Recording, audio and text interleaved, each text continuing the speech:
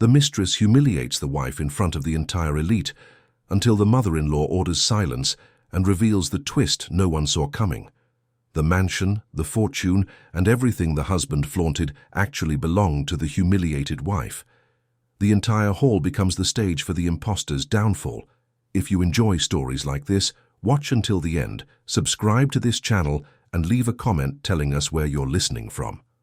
The warm June breeze wafted through the open windows of the imposing colonial mansion in Boston's Beacon Hill neighborhood, carrying the scent of the flowering dogwoods from the garden, which mingled with the expensive perfume of the guests. Eleanor Ashworth adjusted the white orchids in the central arrangement for the 10th time, her fingers trembling slightly as she checked every detail of the decor. The beige linen dress she wore, simple and understated, contrasted sharply with the gala gowns and tuxedos filling the main hall. She had spent 3 weeks planning this celebration for her in-laws' 60th wedding anniversary, choosing every embroidered linen napkin, every scented candle, every canapé from the caterer. But at that moment, moving between the tables like a silent shadow, Eleanor looked more like a dedicated staff member than the hostess of the centuries-old property. Across the spacious hall, with its 10-foot ceilings adorned with baccarat crystal chandeliers imported from France in the 19th century, Richard Ashworth held a glass of Dom Perignon champagne while laughing a little too loudly, drawing attention to himself and the woman by his side. Victoria Shaw was 32, 15 years younger than Eleanor, and wore a tight red dress that seemed painted onto her body, with a neckline that defied both gravity and decency. Her black hair fell in perfect curls over her tanned shoulders, and she gestured dramatically while telling some anecdote that made Richard roar with laughter, his hand resting possessively on her arm. Eleanor felt Aunt Constance's gaze burning into her back and turned briefly, meeting the elderly relative's eyes, which were filled with a mixture of pity and indignation. The aunt shook her head discreetly, but Eleanor quickly looked away, focusing her attention on rearranging the crystal glasses that were already perfectly aligned. She couldn't afford to fall apart there, not with so many guests, so many eyes watching, so much expectation for everything to go perfectly. After all, the Ashworths had a reputation to maintain, even if that reputation was being tarnished at that very moment by Richard's shameless audacity. The couple had been married for 22 years, 2 decades that Eleanor had dedicated entirely to building a home, supporting her husband's dreams and ambitions, and sacrificing her own desires for a partnership she believed was solid. They met at Harvard University, he studying business administration with grand dreams of building an empire, she studying architecture with a passion for historical preservation. Richard had charmed her with his unshakable confidence, his audacious plans, his promise that together they would build something extraordinary. Eleanor had fallen in love not just with the man, but with the vision he painted of their shared future. In the early years, anything seemed possible. Eleanor worked during the day at an architecture firm and spent her nights helping Richard with spreadsheets and presentations for investors. When he finally managed to open his first import-export company, she celebrated as if the victory were hers as well. And in many ways, it was. She had mortgaged the house she inherited from her maternal grandmother to secure a loan Richard desperately needed. She had worked tirelessly to keep their household finances stable while all his income was reinvested in the business. She had believed, with unwavering faith, that the sacrifice would be worth it.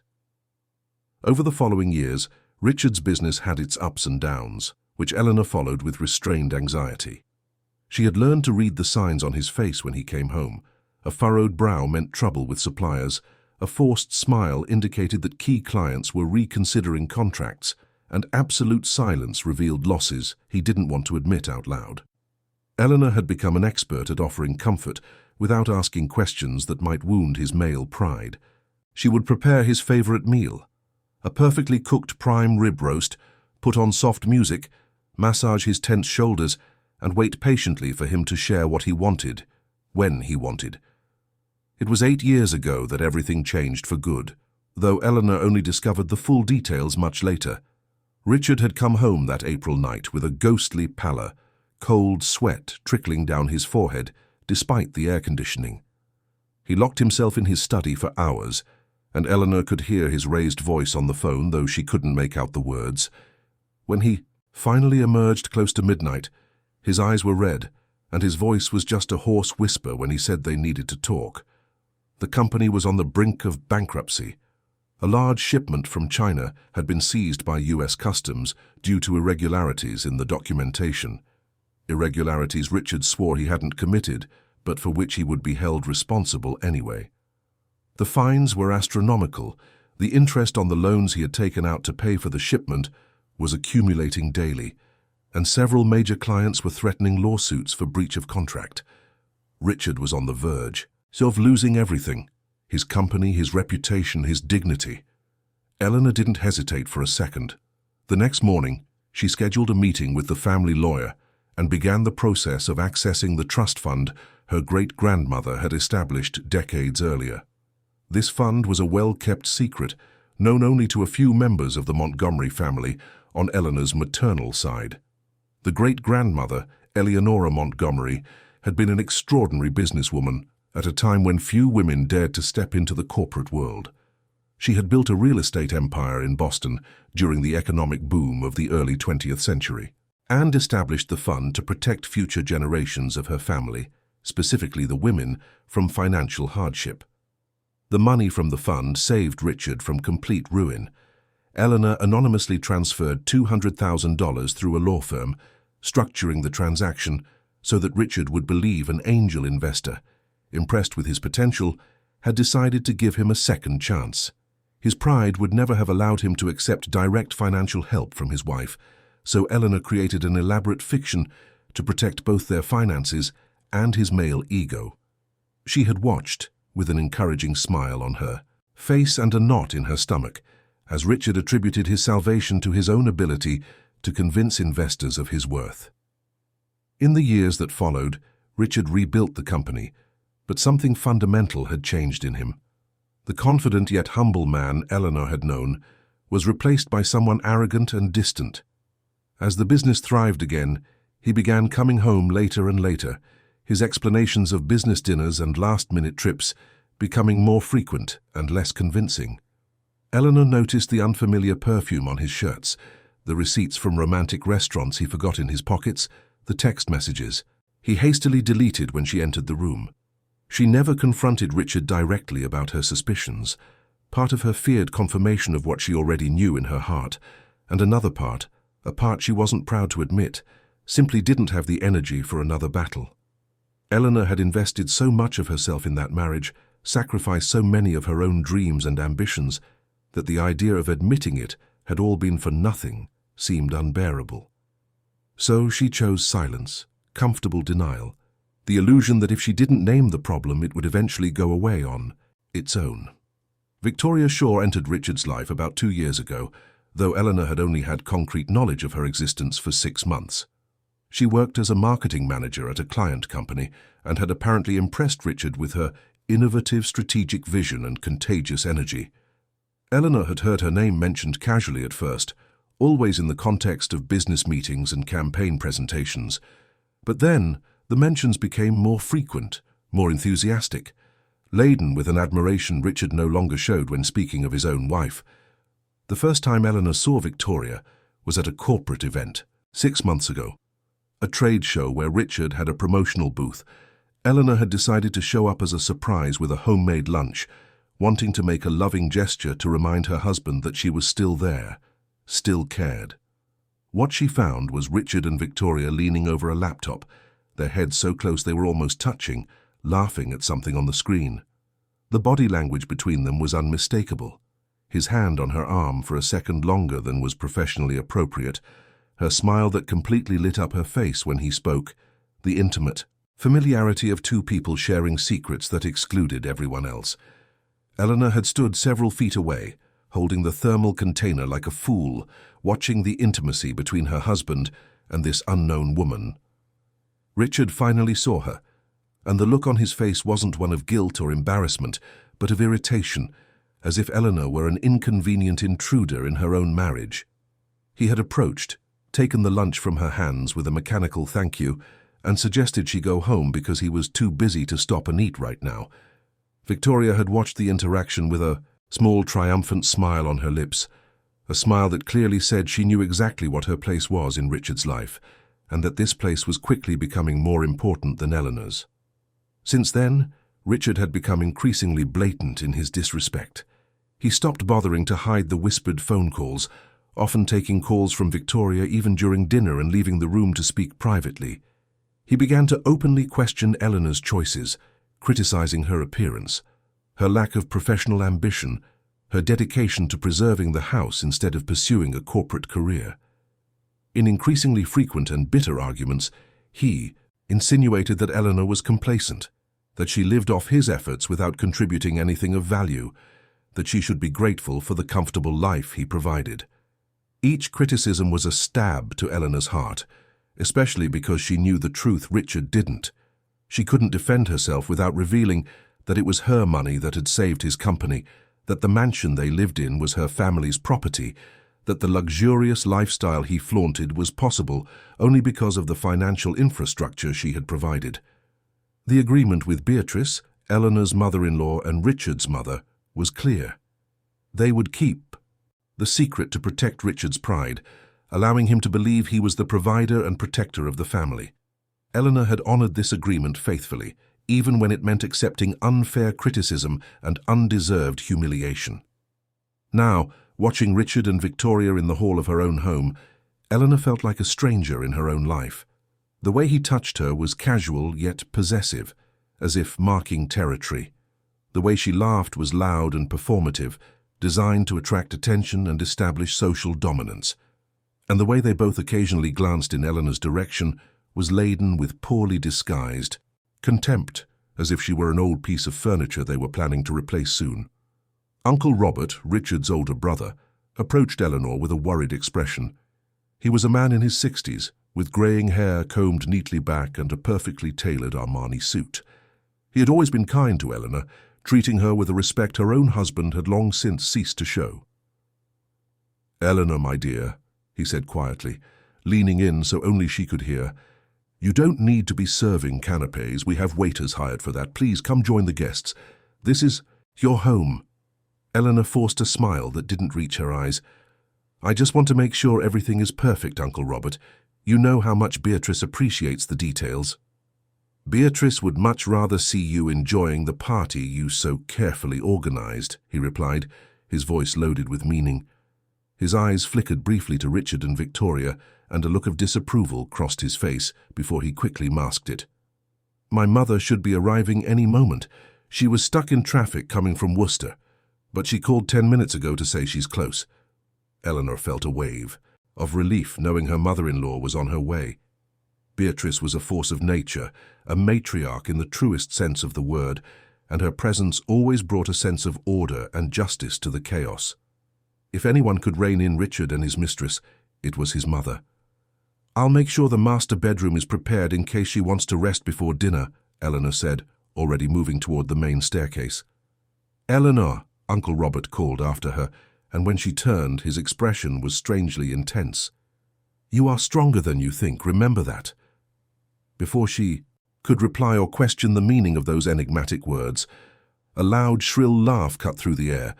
Victoria was nearly doubled over with laughter, one hand dramatically on her chest, the other clutching Richard's arm as if for support. The scene was overly theatrical, obviously staged for maximum social impact, and Eleanor felt her cheeks burn with renewed humiliation. It was at that moment that the soft background music stopped abruptly. Richard had signaled to the hired DJ, and now he was climbing the 3 steps to the small improvised stage where the band would play later in the evening. He held the microphone in one hand and pulled Victoria up with him with the other, positioning her beside him under the spotlights. Eleanor froze in place, a tray of smoked salmon canapes forgotten in her hands, watching with growing horror what was about to unfold. "Good evening, everyone," Richard announced, his amplified voice echoing through the high-ceilinged hall. "I want to thank you for being here to celebrate this special moment with our family." There was something in the way he said "our family" that made Eleanor flinch. She looked around the hall, seeing the guests' expressions range, from curiosity to discomfort. Aunt Constance had a hand over her mouth, her eyes wide with anticipatory shock. Cousin Julia was whispering urgently in her husband's ear. Uncle Robert had crossed his arms over his chest, his jaw tight. "As many of you know," Richard continued, his tone casual but loaded with intent, "the last few years have been a time of extraordinary growth for my business. I've turned a company on the brink of bankruptcy into one of the leading players in the U.S. import-export market." Eleanor felt nausea rise in her throat. He was really doing this, really, taking full credit for a success that was only possible because of her money, her sacrifice, her belief in him when no one else did. "And throughout this journey," Richard went on, his arm now circling Victoria's waist in a flagrantly inappropriate manner, "I've discovered that true success isn't just about numbers or profits. It's about being surrounded by people who share your vision, your ambition, your passion for excellence." Victoria beamed, waving to the audience as if she were the first lady receiving applause. Eleanor noticed she was wearing a diamond necklace that definitely hadn't been in her jewelry box 2 weeks ago, when they dined at the same upscale restaurant in Back Bay. Richard had bought that necklace for his mistress with money that indirectly came from Eleanor's trust fund. "I want to officially introduce you," Richard said, his voice taking on an almost defiant tone, "to Victoria Shaw, my business partner and one of the most impressive women I've ever met. Her strategic vision has been instrumental in the company's exponential growth over the past 2 years." The room fell into a heavy, awkward silence.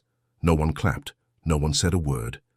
All eyes shifted between Richard on the stage, Victoria smiling proudly beside him, and Eleanor standing motionless near the kitchen door, her face a careful mask of neutrality that poorly concealed the turmoil of emotions beneath.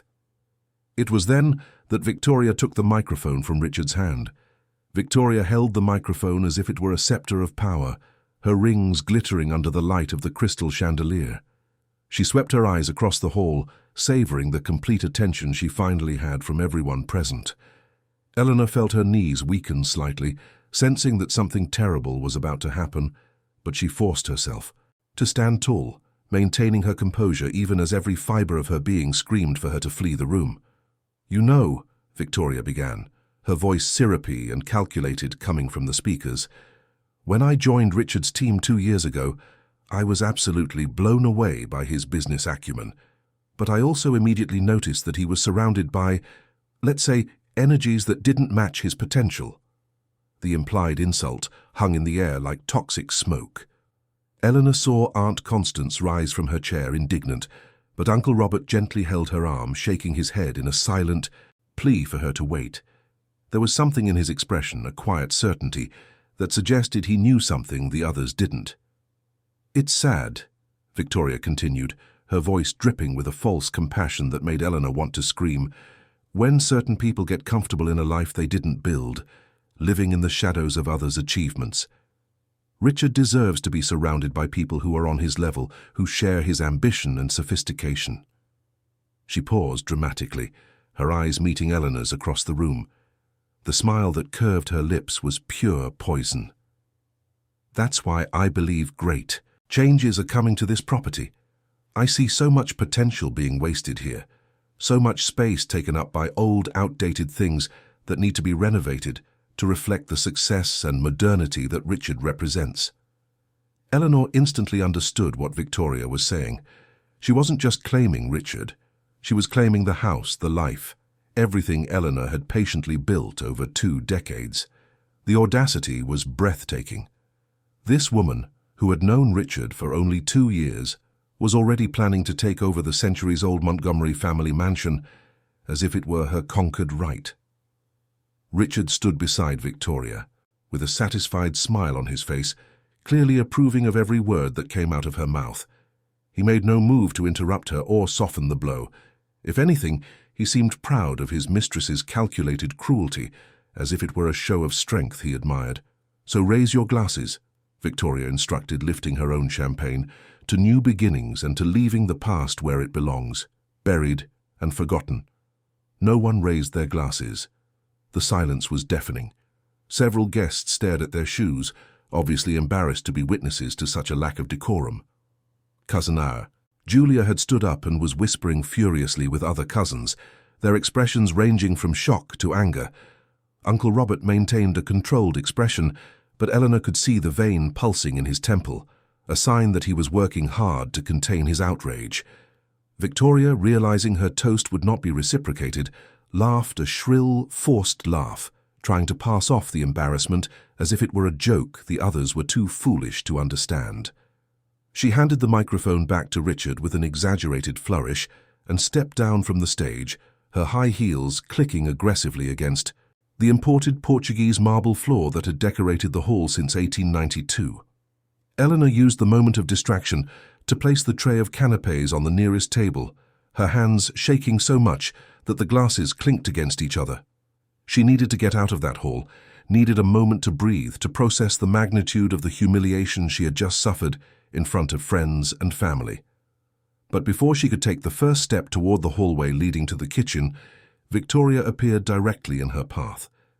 "Eleanor," she said, her voice loud enough for nearby guests to hear, "the salmon canapés are a bit too salty. You should have the cooks remake the batch. When we host events here in the future, we'll need much higher standards." The implication was clear and devastating. Victoria already saw herself as the new lady of the house, with the authority to give orders and make demands. Eleanor opened her mouth to reply, to defend her work and her position, but the words died in her throat. What could she say? How could she fight against someone so brazenly confident, so willing to trample over any sense of decency or respect? "I prepared those canapés myself," Eleanor finally managed to say, her voice coming out weaker than she intended. "The recipe is my great-grandmother's. The guests have always enjoyed them at previous events." Victoria laughed, a sharp, dismissive sound. "Well, perhaps it's time to update great-grandma's recipes to something more contemporary and sophisticated. Not everything old is worth preserving." The insult went far beyond canapés. Victoria was attacking Eleanor's heritage, her family history, the traditions she cherished, and she was doing it with Richard just a few feet away, able to hear every word, and he said absolutely nothing in his wife's defense. Eleanor felt tears burning behind her eyes and bit the inside of her cheek hard, refusing to give Victoria the satisfaction of seeing her cry.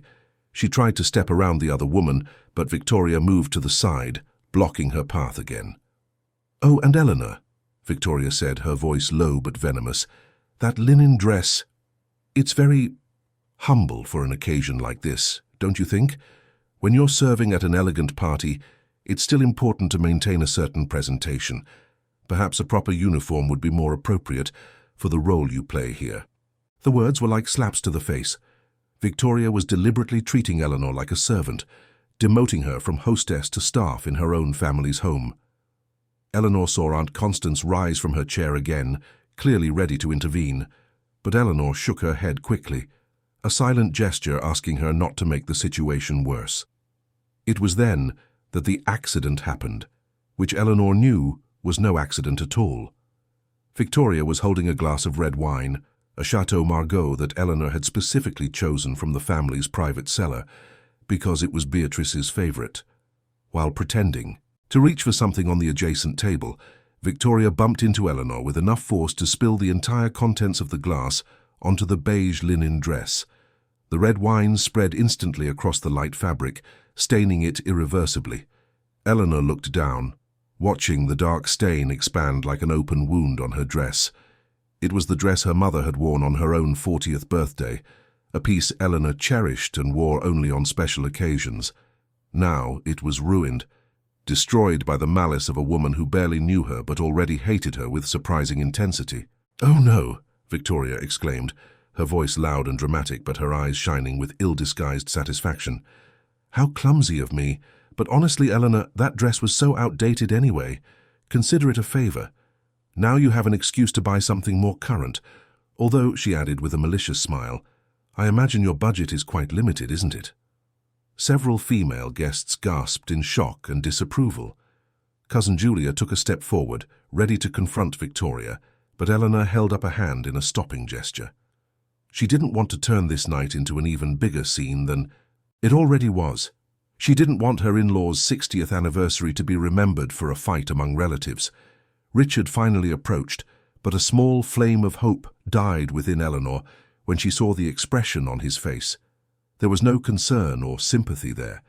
Instead, there was irritation, as if she were a child who had caused a problem he now had to solve. "Eleanor," he said quietly, but his tone was sharp.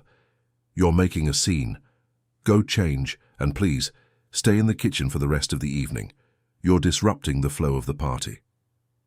The words were a betrayal so profound that Eleanor physically felt as if she had been punched in the stomach.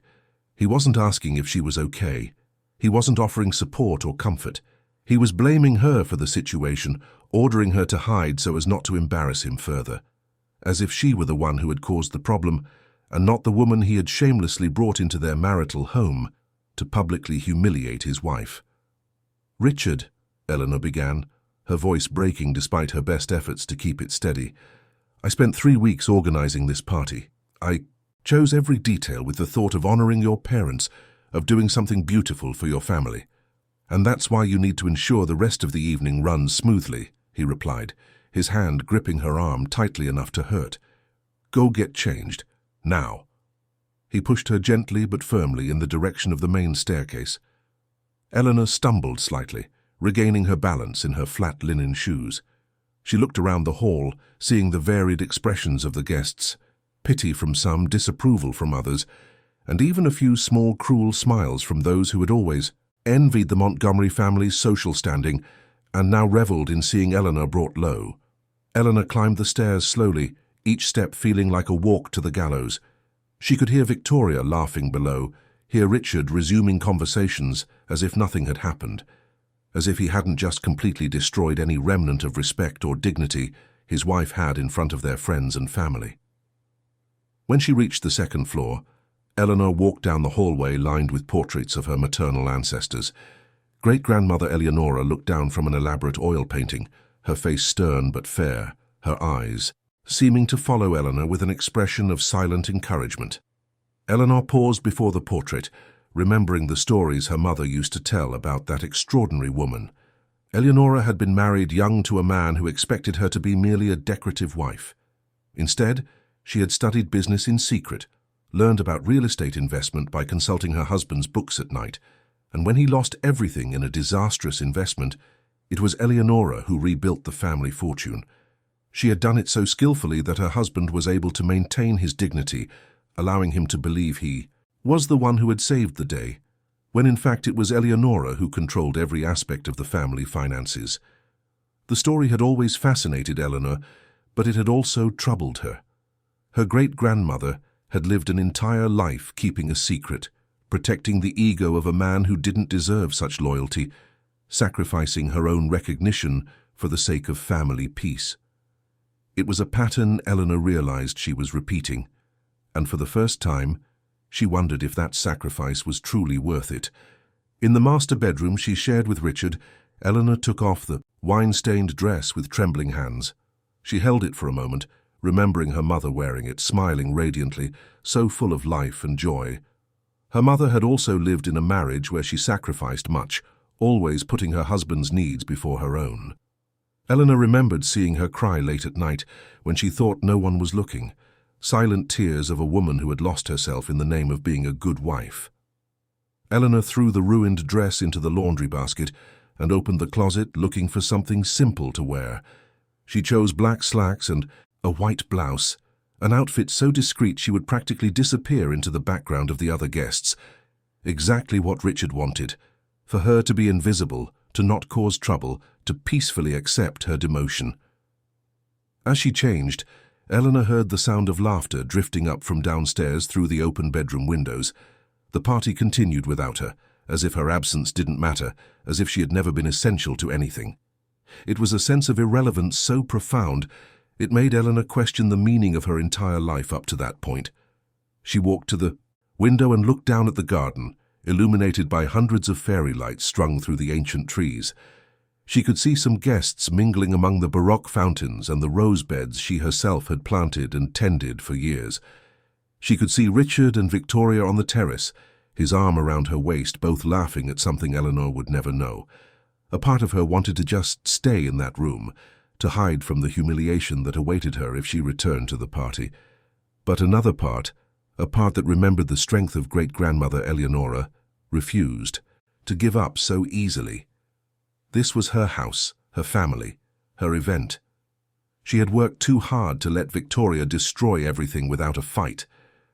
Eleanor took a deep breath, smoothed her white blouse, and left the room. She descended the stairs with her head held high, determined to maintain her dignity no matter what happened. When she reached the main foyer, she saw that the party had largely moved to the garden, where the cooler air and evening breeze made the atmosphere more pleasant. She headed toward the kitchen, where Mrs. Rose, the cook who had worked for the Montgomery family for 30 years, was overseeing the preparation of the main dinner courses. The older woman looked at Eleanor with an expression of deep concern. "My dear girl," she said quietly, using the affectionate nickname she had always used for Eleanor since she was a child. "I saw what happened out there. That woman has no shame, and your husband—" She shook her head in disapproval. "Mrs. Eleonora would be turning in her grave if she saw how he treats you." Eleanor blinked back tears. "Thank you, Mrs. Rose, but don't worry about me. Let's just make sure dinner comes out perfectly. It's important for Beatrice and Robert Sr." "Important?" Mrs. Rose snorted. "What's important is you getting back the respect you deserve. You know this house, this whole property." "Mrs. Rose," Eleanor interrupted gently but firmly, "not now, please." The cook pursed her lips but nodded, turning her attention back to the pots on the stove. Eleanor began to help with the final preparations, finding a strange comfort in the familiar routine of working with her hands. Here in the kitchen she had control. Here she knew exactly what to do and how to do it well. It was then she heard the click of high heels against the marble floor. Eleanor turned and saw Victoria standing in the kitchen doorway, her expression of superiority so exaggerated it almost looked like a caricature. "Ah, there you are," Victoria said, her voice dripping with false sweetness. "Hiding in the kitchen where you belong.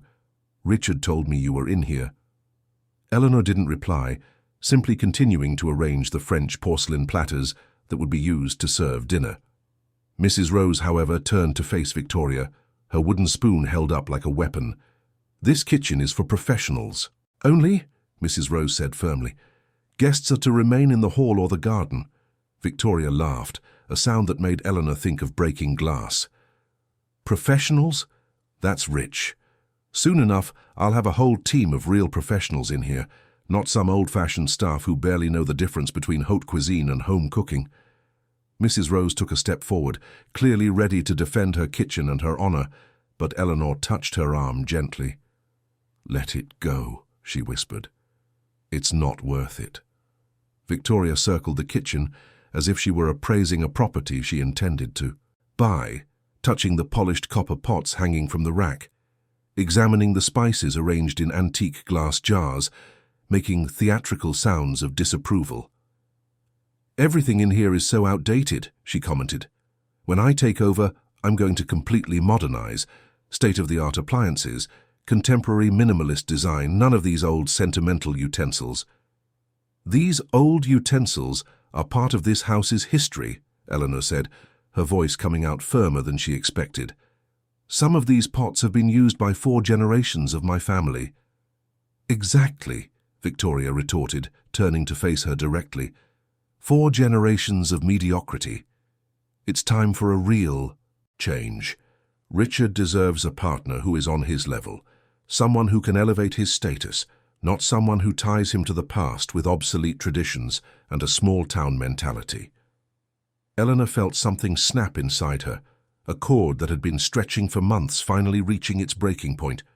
She opened her mouth to reply, to finally defend herself and her worth, when she heard a sound that made the entire hall fall silent, the sound of an ebony cane tapping rhythmically against the marble floor. Beatrice Ashworth had arrived. The sound of Beatrice Ashworth's ebony cane echoed through the main foyer like a judgment. Eleanor quickly left the kitchen, followed by Victoria, and both stopped in the hallway overlooking the main hall. What Eleanor saw made her feel a wave of respect and relief, so intense it nearly buckled her knees. Beatrice Ashworth was 78 years old, but she carried her age with a dignity and presence that made anyone in her vicinity instantly self-aware. She was tall for a woman of her generation, with a perfectly straight posture despite the cane. Her white hair was swept back into an elegant chignon, and she wore a navy blue silk dress with pearls that had belonged to her own grandmother. Her dark brown eyes were piercing, capable of seeing through lies and falsehoods with surgical precision. The matriarch stopped at the entrance to the hall, her gaze sweeping the room with an expression that mixed disapproval and sorrow. The guests who had spread out into the garden began to quickly return inside, instinctively sensing that something significant was about to happen. Richard came running from the terrace, his face a mixture of relief that his mother had arrived and nervousness about what she might have witnessed or heard about the evening's events. "Mother," he approached quickly, trying to embrace her, but Beatrice remained rigid, accepting only a swift kiss on her cheek before pulling away. "I'm so glad you made it.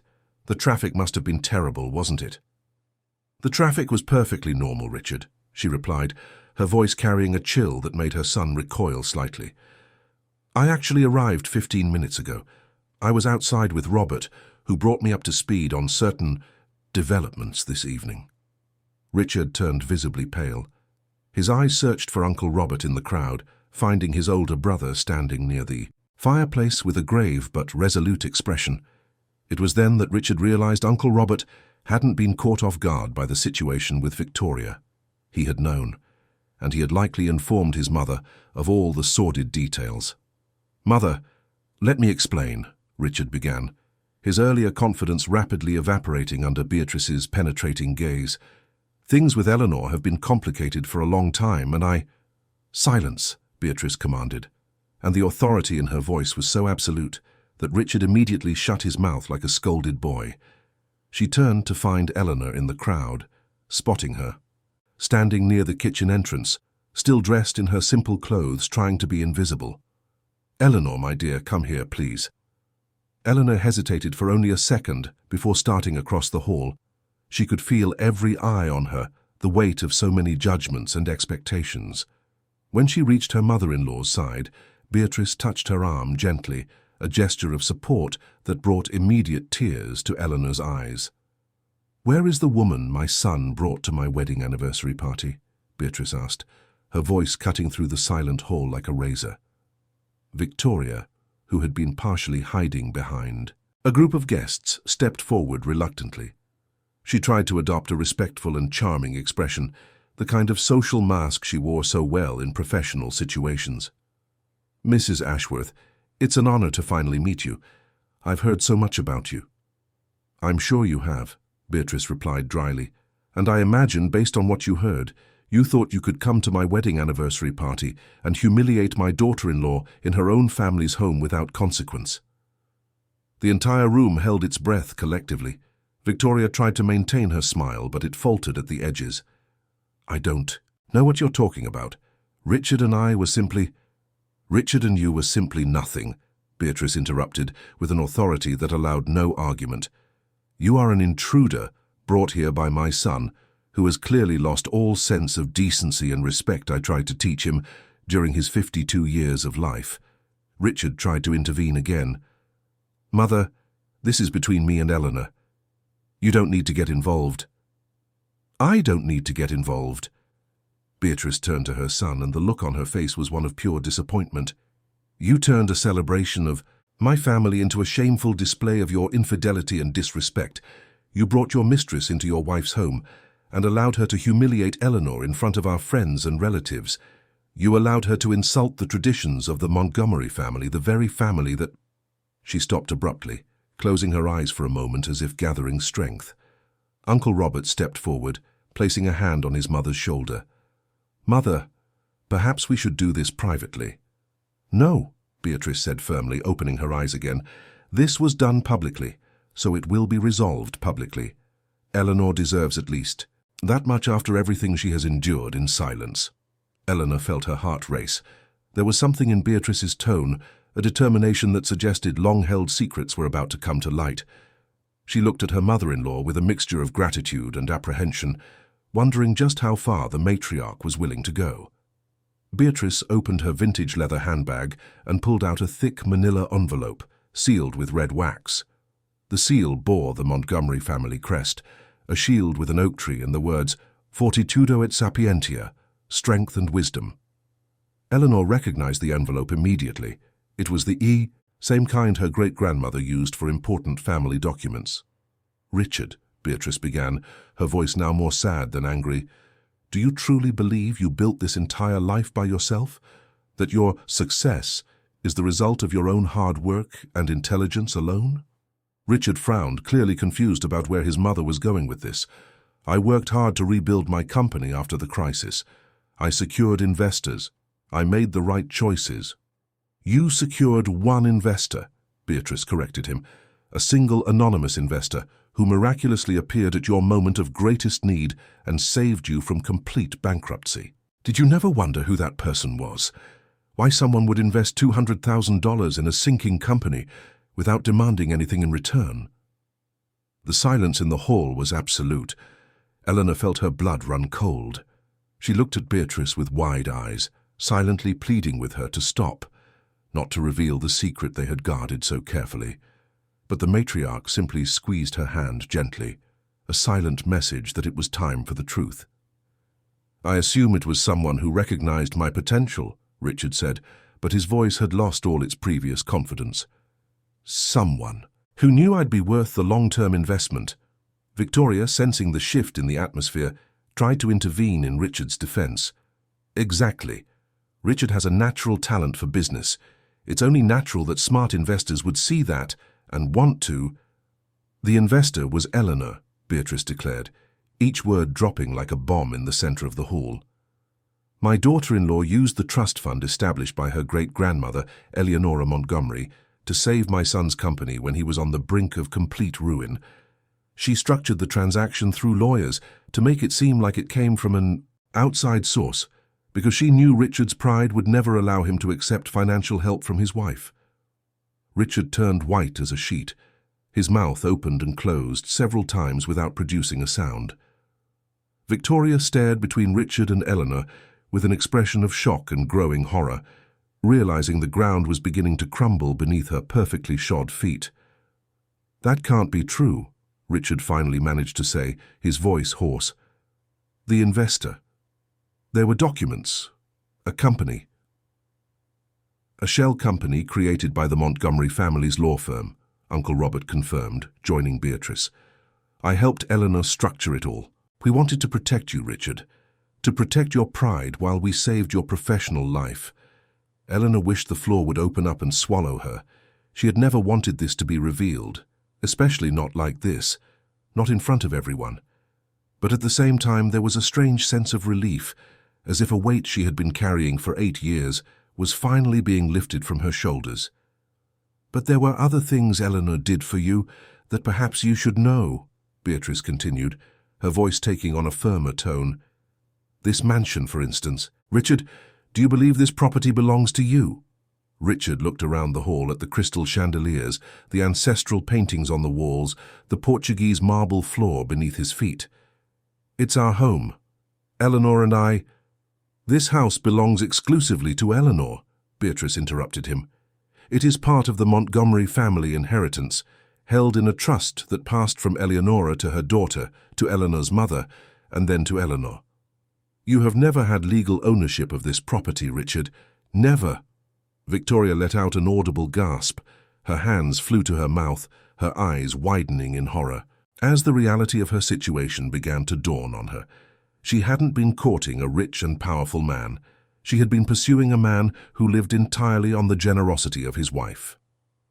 "Furthermore," Beatrice pressed on relentlessly, "when you and Eleanor married, she could have demanded a prenuptial agreement that would have completely protected her assets. But she didn't, because she trusted you, because she believed you were true partners. That trust, Richard, is something you have systematically betrayed for the last several years." Eleanor felt tears streaming down her cheeks, but she didn't bother to wipe them away. She looked at Richard, seeing the gradual realization dawning in his eyes. She saw the exact moment he understood the magnitude of everything she had done for him, everything she had sacrificed, the entire truth she had kept hidden to protect his dignity. "Richard," Eleanor said softly, speaking for the first time since Beatrice had begun revealing the truth, "I never wanted you to know. I never wanted you to feel diminished or indebted. I did it all because I loved you, because I believed in you, because I thought we were building a life together. Eleanor, Richard started, but the words died in his throat. What could he say? How could he justify everything he had done, all the humiliation he had inflicted, knowing now that she was the foundation of everything he had bragged about? Victoria, realizing the situation was turning catastrophically against her, tried one last maneuver. Well, even if all of this is true, she said, her voice sharp and defensive, it doesn't change the fact that Richard and I love each other. Money and property aren't everything. We have a real connection, something that was clearly missing in this marriage. The audacity of her words left several guests breathless. Cousin Julia made a sound of disbelief. Aunt Constance rose from her chair, ready to march over to Victoria and give her a piece of her mind. But it was Beatrice who responded, and her reply was devastating in its simplicity. "Connection?" she repeated, turning to face Victoria fully. "You think you have a connection with my son? Let me clarify something for you, young woman. You see Richard as a ticket to a life of luxury and social status. My son, as much as it pains me to admit, sees you as a validation for his wounded ego and a way to feel young and powerful again. That is not love. It is a petty, selfish transaction that harms the only person in this room who has ever truly loved Richard unconditionally." Victoria tried to respond, but Beatrice held up a hand, silencing her. "You spoke of making changes to this property, of modernizing and getting rid of the smell of must and failure. Well, let me be perfectly clear. You will not have the opportunity to change anything here, because you will never cross the threshold of this house again." "Mother?" Richard tried to intervene, but his voice was weak, all his previous arrogance completely gone. "And you?" Beatrice turned to her son, and there was as much love as there was pain in her eyes. "You have a choice to make now, Richard, a choice that will define not only your future, but your character as a man."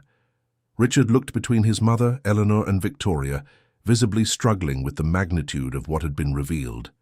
Eleanor could see the conflict in his eyes, wounded pride battling the realization of his dependence, male ego colliding with the undeniable truth of his situation. It was Victoria who broke the standoff, her voice rising to a hysterical pitch. "This is ridiculous. Richard, you're not going to let them bully you like this, are you? We have something real. You said you were tired of living a lie, that Eleanor smothered you with her expectations and old-fashioned traditions." "Smothered you?" Eleanor repeated, her own voice finally finding its strength. "I smothered you by supporting every decision you made, by working non-stop to maintain our home while you rebuilt your business, by silently forgiving every betrayal, every lie, every sign of disrespect because I didn't want to destroy your self-image as a successful, respectable man." The words came out in a torrent, years of repressed hurt and resentment finally finding a voice. "I gave up my own career in architecture because you said you needed me at home, available to support your efforts. I used my inheritance to save your business because you said it was an investment in our shared future. I kept the secret because you said the business world wouldn't respect a man who was financially dependent on his wife." Richard flinched as if each word were a physical blow. Eleanor took a step forward, years of patient submission finally giving way to a strength she didn't know she possessed. "And in return for all of that," Eleanor continued, her voice breaking with emotion, "you treated me like a maid in my own home. You allowed your mistress to humiliate me in front of my friends and family. You ordered me to hide in the kitchen so I wouldn't disrupt the image you two were trying to project." The silence that followed was charged with an almost unbearable tension. Everyone in the hall was frozen, witnessing the complete implosion of a marriage and the lies that had propped it up. Eleanor could hear her own heart beating, could feel the weight of all those eyes on her, but for the first time in years, she didn't care about the judgment or opinions of others. Beatrice opened the envelope she was still holding and removed several documents. "These," she announced, "are the deeds to this property and the complete records of the Montgomery Family Trust. I brought them today because I believe it's time for certain truths to be exposed, not just for you, Richard, but for Eleanor as well." She handed the documents to Eleanor, who took them with trembling hands. "You have spent so much time protecting the egos of others, my dear, that you have forgotten to protect your own well-being. Your great-grandmother created this fund specifically to ensure that the women of the Montgomery family would never be vulnerable or dependent. She knew from her own experience how important it is for a woman to have control over her own destiny. Eleanor looked at the documents in her hands, seeing the details of her inheritance written in precise legal language. The property was in her name, had been in her name since the day her mother passed away 5 years ago. The trust fund contained not only the mansion, but also several real estate investments scattered across Boston, each generating passive income that Eleanor didn't even know existed, because the family lawyer automatically reinvested the profits as per Eleanor's instructions. Eleanor held the documents to her chest for a long moment, feeling the weight not just of the paper, but of everything they represented. Generations of strong women who had fought to maintain their independence in a world that constantly tried to limit them. Her great-grandmother, Eleonora, who had built a real estate empire when women barely had the right to vote. Her grandmother, Teresa, who had defended these properties during times of economic crisis when many tried to take them. Her mother, Isabel, who had carefully preserved everything to pass on to her daughter. And now it was Eleanor's turn to honor that legacy, not just by preserving it, but by finally having the courage to use it to protect herself. "Richard," Eleanor said, her voice sounding surprisingly calm and clear, "I loved you for 22 years. I sacrificed my dreams, my career, my identity to support yours. But love cannot exist where there is no respect, and you have shown time and time again that you do not respect me. You don't respect my sacrifice, you don't respect my dignity, and you certainly don't respect everything I made possible for you." Richard opened his mouth to reply, but Eleanor held up a hand, a gesture so similar to the one Beatrice had made moments before that several people noted the resemblance. "No," she said firmly. "I have spent years listening to you talk. You justify yourself. You build narratives that always made you look like the hero of the story. Now it's my turn to speak, and you are going to listen to me."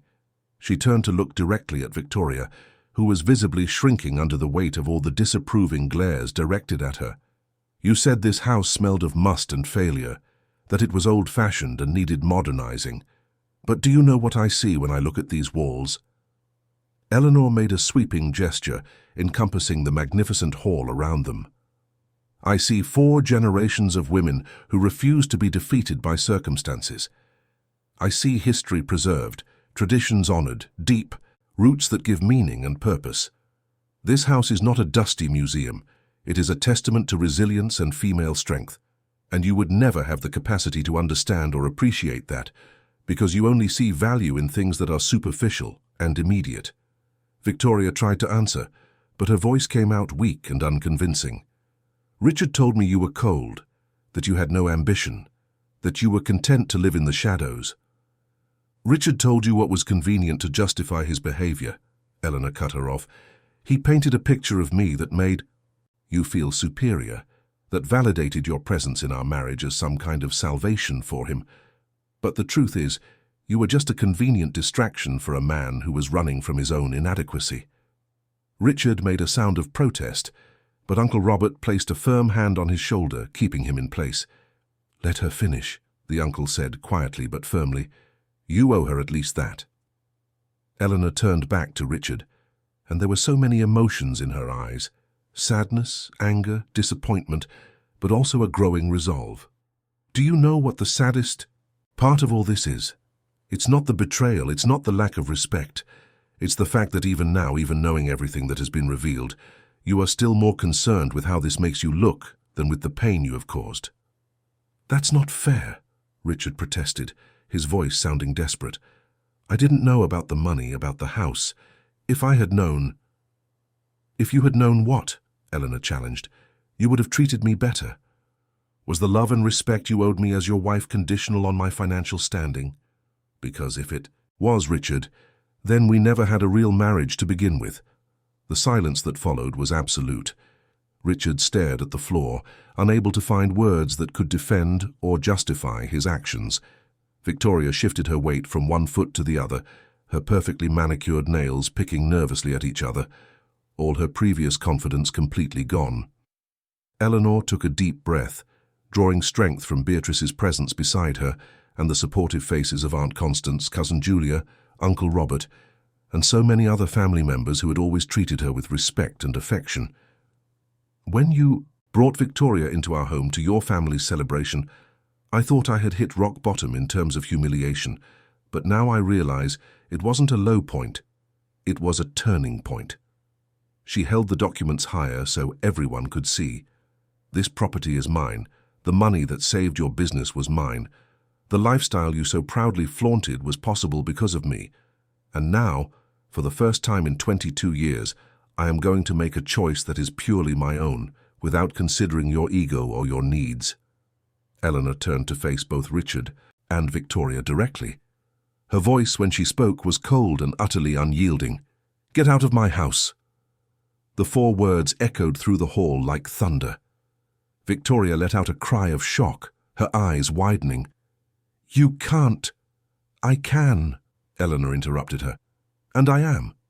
This is my property, my home, and I have every legal right to decide who is welcome here, and the 2 of you most definitely are not." Richard took a step forward, his hands outstretched in a pleading gesture. "Eleanor, please, can we talk about this in private? We don't have to make a scene in front of everyone." "You were perfectly comfortable making a scene when you were humiliating me," Eleanor replied, her voice showing no sign of yielding. "You were comfortable when your mistress was insulting me in front of all our guests. You were comfortable when you ordered me to hide in the kitchen like a servant. But now that the consequences of your actions are catching up to you, now you want privacy and discretion." Beatrice moved closer to Eleanor, standing by her side in an unmistakable gesture of solidarity. "Richard," she said, addressing her son with a look of profound disappointment, "I raised you to be a man of character and integrity. Where did that man go? When did you become someone I barely recognize?" Richard looked at his mother, and for the first time that night, Eleanor saw genuine tears in his eyes. "Mother, I made mistakes, I know that. But Eleanor is my wife, we can't just—" "Eleanor is your wife," Beatrice agreed, "a wife you have treated abominably. A wife who sacrificed everything for you and received only betrayal and disrespect in return. If you had an ounce of dignity left, Richard, you would leave this house with your head held low and seriously consider the kind of man you have become." Victoria, realizing the situation was completely untenable, tried one last desperate ploy. "Richard, let's go. We don't need them. We can start over, together. You still have your company, your contacts. We'll—" "His company," Uncle Robert interjected, speaking for the first time in several minutes, "is currently operating out of a building that belongs to one of the Montgomery family's investment properties. The lease is in Richard's name, but the property is managed by Eleanor's trust, as is the apartment where you live, Richard, and the car you drive." The revelation was like a series of punches to the gut. Richard literally staggered, having to lean on a nearby chair. The entire infrastructure of his life, everything he had taken for granted, belonged to the woman he had betrayed and humiliated. He wasn't the king of the castle he imagined himself to be. He was a tolerated guest, a beneficiary of Eleanor's generosity and silence. "That can't be right," Richard mumbled, but his voice was weak, unconvincing. He already knew on some deep level that it was true. All the pieces fit. The inexplicably fast loan approvals, the lease agreements with extraordinarily favorable terms, the anonymous investors who always appeared at just the right moments. Eleanor saw the exact moment the full realization settled in for Richard, and for a brief instant she felt pity for him. Pity for the man who had been so consumed by his own ego that he had destroyed the only genuine, unconditional relationship in his life. But pity was not enough to change her decision, not after everything she had endured. "Eleanor," Richard began, his voice breaking, "I know I messed everything up. I know I don't deserve your forgiveness, but please give me a chance to fix this, to be the husband you deserve." It was Beatrice who answered, her voice gentle but firm. "Richard, some things, once broken, cannot be repaired. You didn't just cheat on Eleanor. You systematically disrespected her, belittled her, allowed others to attack her.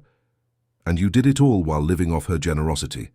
That is not the kind of damage that is fixed with an apology." Eleanor nodded, agreeing with her mother-in-law's words. "You're going to have to find a new place to live, Richard, a new office for your company, and you're going to have to learn to live within your own means, not mine." "But the business," Richard protested weakly, "without the current office, without the contracts." "You'll figure it out," Eleanor said simply. "You were always very good at talking about your own resilience and ability to overcome obstacles. Now you'll have the chance to actually prove it." Victoria, who had remained in shocked silence during this exchange, finally found her voice again. "Richard, let's go. You don't have to stand here and be humiliated like this." Eleanor felt a bitter laugh rise in her throat. "Humiliated? You think this is humiliation? This is justice. This is consequence. Humiliation was what you did to me earlier tonight, Victoria. What's happening now is simply the truth being revealed." Beatrice signaled to two of the security guards who had been hired for the event. "Please escort these two off the property and ensure they don't take anything they didn't bring with them." The guards approached, professional and discreet. Victoria began to protest shrilly, her carefully constructed composure finally crumbling completely. "You can't do this. This is outrageous. Richard, do something." But Richard did nothing. He simply looked at Eleanor one last time, and in that look there was regret, yes, but also something more. A belated understanding of everything he had lost. Not just the house or the money or the lifestyle, but the one person who had truly loved him for who he was, not for what he represented or could offer. "Eleanor," he said quietly, just for her to hear, "I'm so sorry. For everything." Eleanor nodded, accepting the apology, but not forgiving. Some things were beyond forgiveness, at least for now. "I know you are," she replied, "but being sorry isn't enough to undo the damage." She watched as the guards escorted Richard and Victoria out, the mistress shouting protests and threats as she was led away, Richard walking in mortified silence, his posture defeated. The mansion's grand mahogany front door closed behind them with a final, conclusive sound. As the sound of the door echoed through the hall, there was a moment of absolute silence. And then it started as a single pair of hands clapping. Aunt Constance, standing by her chair, was applauding vigorously. Cousin Julia joined in, then Uncle Robert, and then the entire room was echoing with applause. It wasn't polite, or obligatory applause, but genuine and warm, filled with support and admiration. Eleanor felt tears streaming down her cheeks, but for the first time that night they were tears of relief instead of pain. Beatrice pulled her into a tight hug, and Eleanor allowed herself to fall apart for a moment against her mother-in-law's shoulder, releasing years of pent-up tension and hurt. "You were so brave," Beatrice murmured in her ear.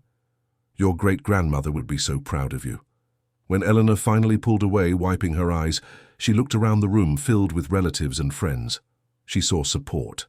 In their faces, yes, but also respect. Not the pity she had seen earlier, but genuine respect for a woman who had finally stood up for herself and reclaimed her own worth. "I know this wasn't exactly the kind of celebration we planned," Eleanor said, her voice still a little shaky but growing in strength.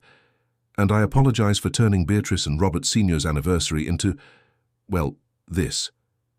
"Don't you apologize," Uncle Robert said firmly, approaching her. "Robert Sr., my father, would have completely approved of what you did tonight. He always said that true strength isn't in never falling, but in rising every time we fall." Beatrice nodded in agreement. "And as for the wedding anniversary, well, now it will be remembered not just as a celebration of 60 years of marriage, but as the day my daughter-in-law found her own voice and strength. I can't think of a more fitting commemoration than that." Cousin Julia came over, offering a clean napkin for Eleanor to dry her tears. "What are you going to do now?" she asked gently. Eleanor looked around the mansion, seeing it with new eyes.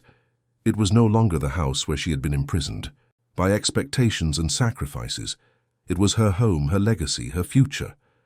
"I'm going to restart my career in architecture," she said, surprised by the certainty in her voice. "I specialize in historic preservation, and there are so many properties in Boston that need expert care.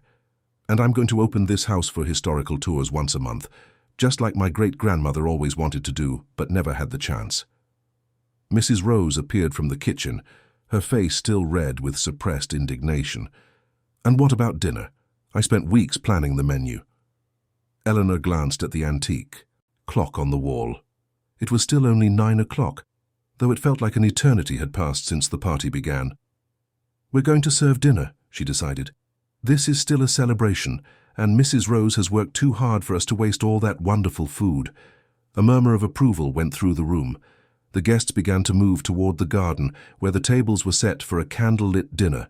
The tension in the hall began to dissipate, replaced by a lighter, even joyful atmosphere.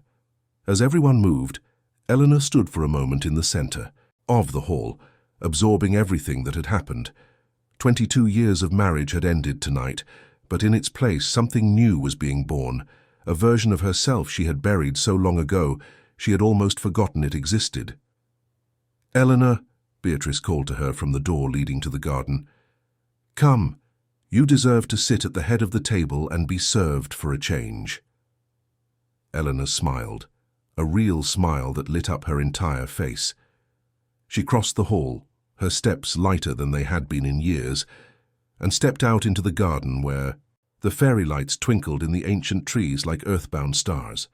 The head table was beautifully arranged, with the family's finest china and the flowers she herself had chosen. As Eleanor sat at the head of the table, with Beatrice on her right and Uncle Robert on her left, she felt something she hadn't experienced in a very long time: hope. The future was uncertain, yes. There would be challenges ahead, she knew: divorce proceedings, division of assets, the inevitable rumors and gossip.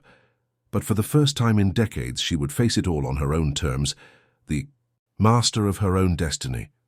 Uncle Robert raised his wine glass. "A toast," he announced, and everyone around the table raised their glasses as well.